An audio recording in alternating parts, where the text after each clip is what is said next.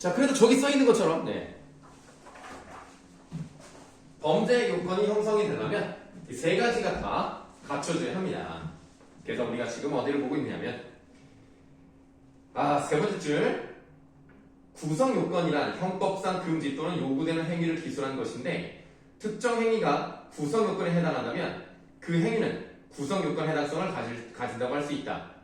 예를 들어 형법에서는 다른 사람의 신체에 폭행을 가한 자를 폭행죄로 처벌한다고 규정하고 있으므로 타인에 대한 폭력 행위는 그 구성 요건에 해당한다고 할 수 있다.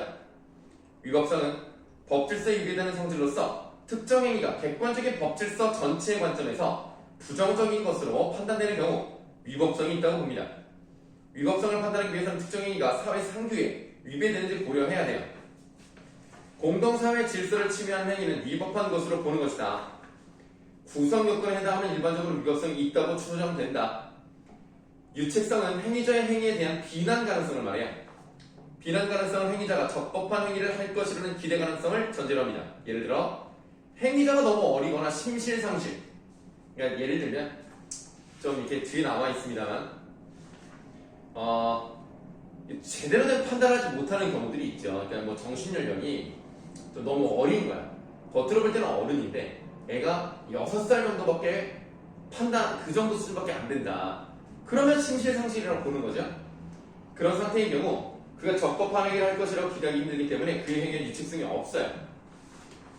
자, 이 세 가지 성질 중 하나라도 충족하지 못하면 범죄가 성립되지 않아 처벌받지 않습니다. 그런데 구성 요건에 해당하는 행위임에도 불구하고 위법하지 않은 경우가 있대요. 예를 들어 갑자기 자신에게 달려드는 맹견을 피하기 위해 다른 사람의 집에 들어가더라도 주거 침입죄로 처벌되지 않습니다. 이 행위는 위난을 피하기 위한 어쩔 수 없는 행위였기 때문이다. 이러한 행위를 긴급 피난이라고 합니다. 이처럼 구성 요건에 해당하는 행위지만 예외적으로 그 행위의 위법성을 그러니까 조각이란 말은 없애준다는 뜻이에요. 부정할 수 있게 해주는 사유를 위법성 조각 사유로 하는데요. 대표적인 위법성 조각 사유로 긴급 피난과 함께 정당 방위가 있대요. 그러니까 지금 긴급 피난 같은 경우는 내가 지금 물려서 죽을 수 있잖아. 다른 집에 들어갈 수 있는 거야. 그럼 뭐예요? 잘못했죠. 사실은 범죄 구성 요건에 해당이 되죠. 그럼에도 불구하고 이것이 의도적으로 한 것은 아니란 말이야. 그래서 봐준다. 뭐 이런 내용입니다. 자, 2번 문제 답부터 가겠습니다. 2번 문제 답은 5번입니다. 형법에 규정된 범죄 유형에 해당하는 건 맞지만 정말 이 사람이 법을 어기려고 했다. 그런 건 아닌 거예요. 그래서 객관적 법질서에 위배된다고 보기는 어렵기 때문에 위법성 조각 사유를 설명할 수 있게 되네요. 자, 그럼 다시 본문으로 돌아가셔서 자, 급박하고 부당한 침해를 막기 위해서 침해자에게 어쩔 수 없이 취하는 행위를 정당 방위라고 합니다. 누가 나를 막 때려. 그럼 막아야 될 거 아니야. 막는 거는 물론 당연히 정당 방위인데 내가 이거 계속 막다가 안 되겠다 해서 한 번 정도는 때릴 수 있다는 얘기죠. 정확하게 얼굴 한번 딱 때리고 도망가면 된다는 얘기입니다. 그래서 하지만 침해에 대한 방위 행위가 모두 정당 방위로 인정되는 건 아니에요. 좀 이제 까다로운데요. 그렇다면 정당 방위가 성립되기 위한 요건은 무엇일까요? 첫째에다 바로 하시고 첫째는 정당 방위 상황이 있어야 되겠죠? 정당 방위 상황이란 자기 또는 타인의 법익에 대한 밑줄 현재의 부당한 침해가 있을 때를 말하면 이를 객관적 정당화 요소라고 합니다.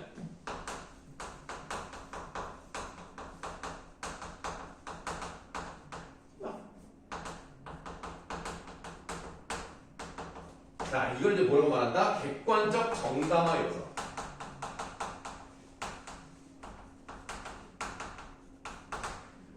그래서 밑에 나와 있습니다만 누가 흉기를 딱 들고 와. 무섭잖아. 그게 부당한 침해 상황이잖아. 그 때릴 것처럼 오다가 갑자기 마음을 바꿨어. 그래서 갑자기 내려놓더니 다시 돌아가는 거야. 그러면 현재는 괜찮은 거야. 과거에는 그런 일이 있었는지 모르겠지만 현재 그것을 내려놓은 상태는 이거는 위법한 게 아닌 거야. 그런 경우에는 내가 걔를 때리면 안 돼. 그럼 정당방위가 아닌 거야. 그래서 네, 그리고 이제 밑줄 친 부분에서 세 줄 내려가시면 둘째라고 되어 있습니다. 둘째도 걸어가세요. 둘째, 밑줄. 방위를 하는 행위자가 방위 행위를 실현한다는 의사가 있어야 돼요.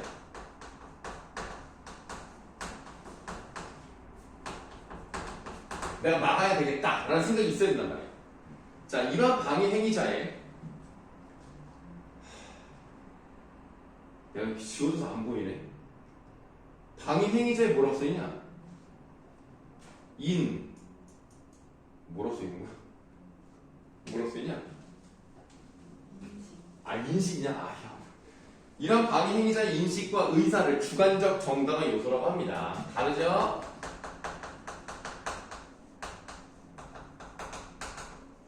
그러니까 이거는 누가 보더라도 인정할 수 있는 건 객관적 정당한 요소고요. 이건 내 마음속의 생각이니까 이걸 누가 알아? 나만 알 수 있는 거죠. 이런 의사가 있어야 돼요.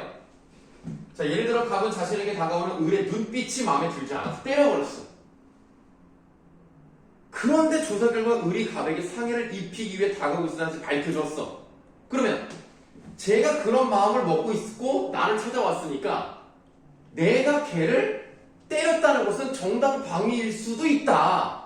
그런데 이 경우 정당방위 상황이지만 갑의 행위가 그 상황을 인지하고 방위하기 위한 것은 아니기 때문에 정당한 방위행위라고 인정받을 수는 없어요. 걔가 나를 공격한다는 것을 인식하고 때려. 그래야 된다니까? 근데 걔가 그냥 눈빛이 마음에 안 들어서 때렸어. 그럼 이건 안 되는 거야.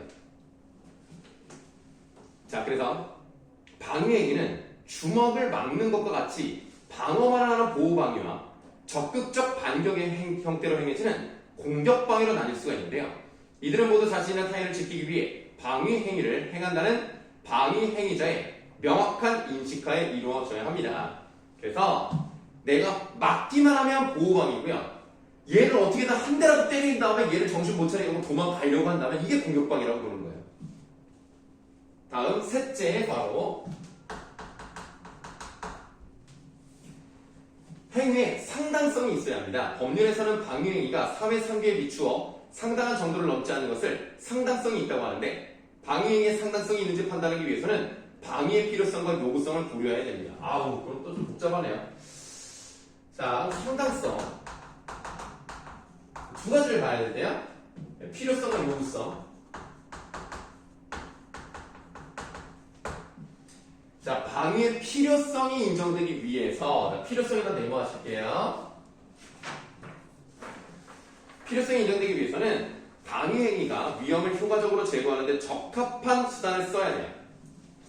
적합해야 돼요. 갑자기 막 도끼 들고 막 때리면 안 돼. 너무 좀 위험한 거야. 너무 세다는 거죠. 그 다음 여러 수단 중 방위자가 선택한 수단이 침해자에게 최소한의 손실을 입혀야 돼요. 여기서 이제 문제가 발생하는 거죠. 그럼 최소한이 어디까지냐 이거지. 근데 우리나라는 법이 정당방위 인정을 잘 못 받아요. 그래가지고 저쪽에서 나를 먼저 공격했다 하더라도 내가 진짜 나는 정말 원래 힘이 센 사람이야. 원래 힘이 센 사람 그냥 한번 그냥 쑥 한번 후들었는데 애가 한 대 맞았더니 막 전치 12주가 나왔다. 그럼 내가 잘못한 사람이 된다니까? 그러니까 지금 여기서 최소한의 손실을 입히려면 얘가 맞았을 때 전치 2주나 3주 정도만 나올 정도의 멍이 들 만큼만 싹 때려야 돼. 그리고 도망가야 된다고. 그러니까 이런 게 굉장히 문제가 많습니다. 정당방위 인정을 많이 못 받아요, 우리나라는. 자, 그 다음에 요구성이라고 해놨어요. 요구성 내고하세요. 요구성은 방위행위가 적질서 전체 입장에서 요구되는 허용된 것이어야 한다는 의미입니다. 따라서 사회윤리적으로 제한된 행위는 요구성이 없으므로 정당방위로 인정되지 않습니다. 예를 들어 어린아이와 심실 상실자처럼 법률적으로 비난 가능성이 없는 자기 자신을 침해하려고 할 때는 가능한 한 피난을 해야 되고요. 불가피한 경우 방어행위만 해야 됩니다. 만약에 여러분들 6살, 7살짜리 아이가 잘 모르잖아. 좀 더 어리다 그러면 4살짜리 애가 된장찌개를 뜨고 펄펄 끓는 걸 들고 와가지고 얼굴에 부으려고 그래. 그렇다고 그 애를 때리면 안 된다니까? 걔네는 판단 능력이 없기 때문에 때리면 안 되고 도망가야 돼요. 만약에 도망갈 수가 없는 상황이다. 그럼 뭐 그냥 이렇게 막아야 돼. 안 그러면은 너희들이 범죄를 저지를 수 있는 거야. 애를 때리면 안 돼. 왜냐면 걔는 판단 능력이 없으니까. 웃기죠? 그런 게 바로 이제 요구성. 이렇게 보시면 되겠습니다. 자, 정당방위 상황에서 방위를 실현하기 위해 한 것이라도 방위 행위가 그 정도를 초과한 경우를 과잉방위라고 하는 거예요.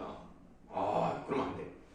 예를 들어 자신을 공격하려는 상대를 다치지 않게 제압할 수 있음에도 불구하고 상대를 심하게 다치게 했으면 이 행위는 과잉방위입니다. 즉, 과잉방위는 방위의 필요성을 갖추지 못한 행위이므로 정당방위로 인정받지 못하는 것이다. 과잉방위는 정당방위가 아니므로 죄가 성립되지만 행위가 밤중에 일어나거나 불안스러운 상태에서 공포, 경악, 흥분 또는 당황으로 인한 것이었다면 처벌되지 않습니다. 예를 들면 어두운데 그냥 나 걸어보고 있었는데 갑자기 여기서 장난치다가 우와 하니까 놀라가지고 야 이래가지고 쳐버렸어. 그러면 괜찮은 거야. 그러니까 혹시라도 누가 그렇게 하면 빨리 판단하고 얘가 누군지를 판단하면 내가 때려봐라 그럼 막 때려도 돼. 그럼 정당방위 인정됩니다.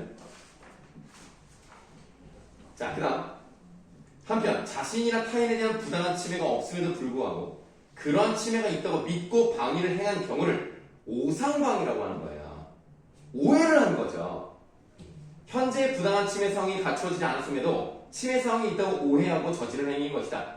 이는 행위자의 착오로 인한 행위이므로 정당방위가 아니지만 행위자가 자신의 행위가 위법임을 모르고 했기 때문에 과실임을 참작하여 형을 감경받거나 정당한 사유가 있는 경우 처벌을 받지 않는데요.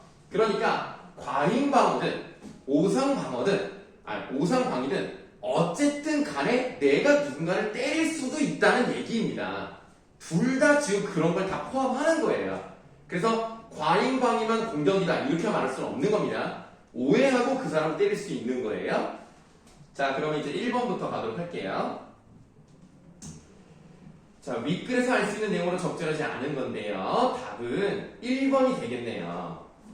위법성이 조각되지 않으면 유책성이 없어도라고 되어 있는데요. 요 세 가지가 다 해당이 돼야 범죄로 성립이 됩니다.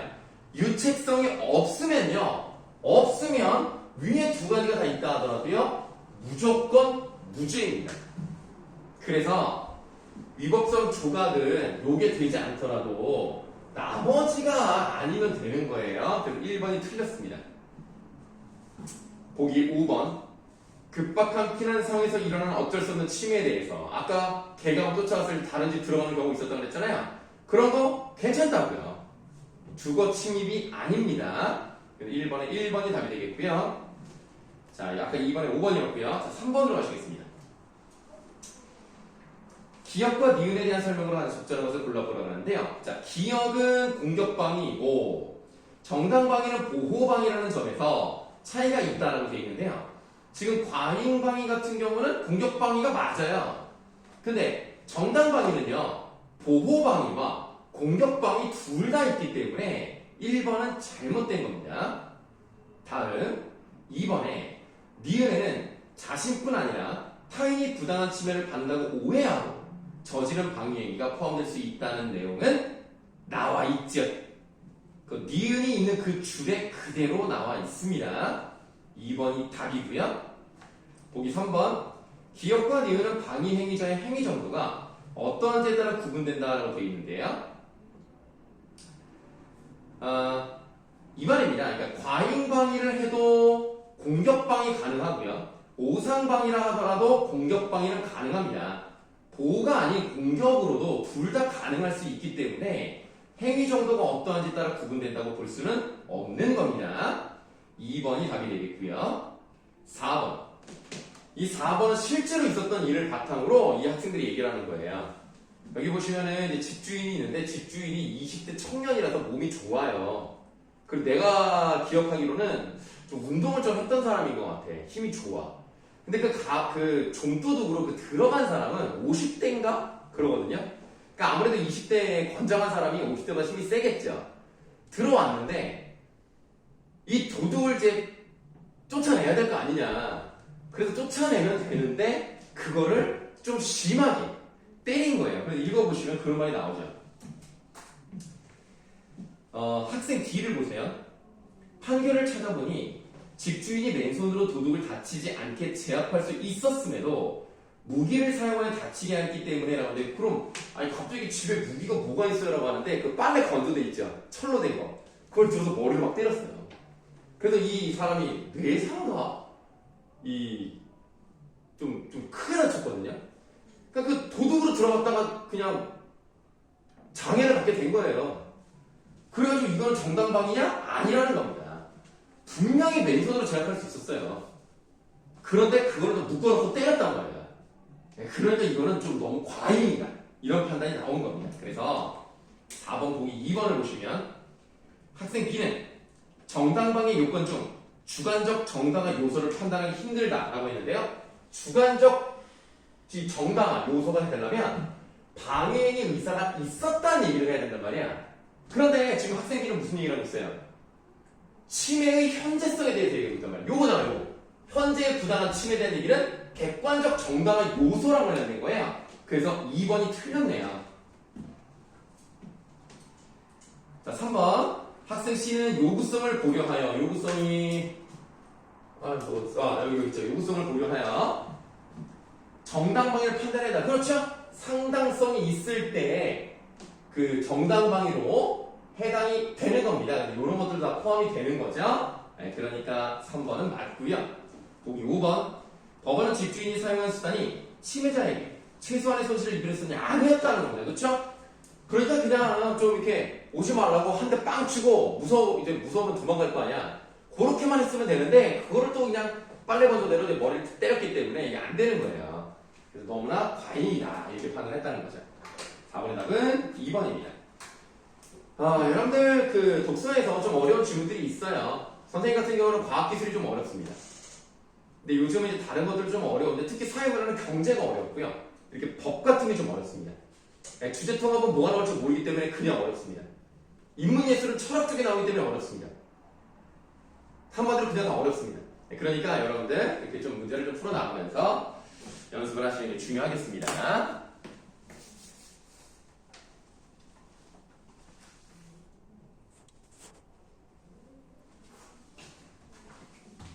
자, 여러분들 아까 내가 숙제를 사회문화 4번을 20분 안에 푸는 걸로 했어요. 근데 하나만 나가면 아무리 어려운 질문이라도 적은 것 같아요. 그래서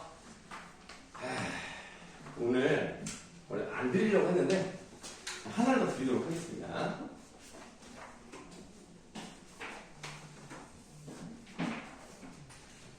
날짜가 똑같으니까 다음에 2개 다 갖고 오셔야 돼요.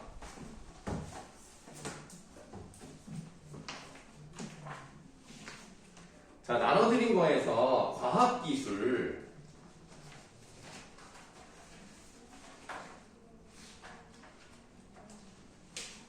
과학기술 5번 있죠?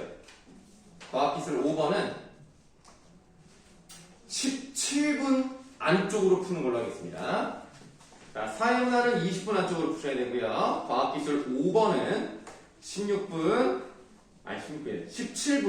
안쪽으로 풀면 되겠습니다. 어려운 질문 2개가 나가기 때문에 숙제 2개만 나가도록 하고요. 그리고 기억이 나실 거예요. 이 숙제는 금요일 밤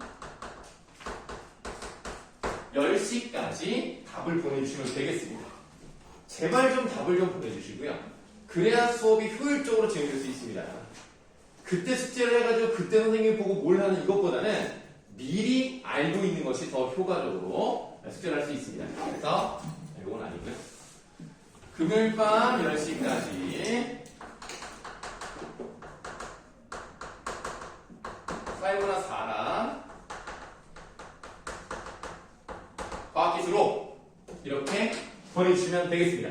시간은 여러분들 꼭 재보세요. 이게 여러분들 실력이 늘어나는 방법입니다. 느긋하게 풀고 막 풀다가 말다가 풀다가 덮었다가 이러지 마시고 한 번 시간을 딱 정해서 한 번 딱 풀고 그 다음 좀 쉬었다가 다음 거 풀고 이렇게 하시면 되겠습니다. 자, 오늘 고생 많았습니다. 다음 주에 보도록 합시다.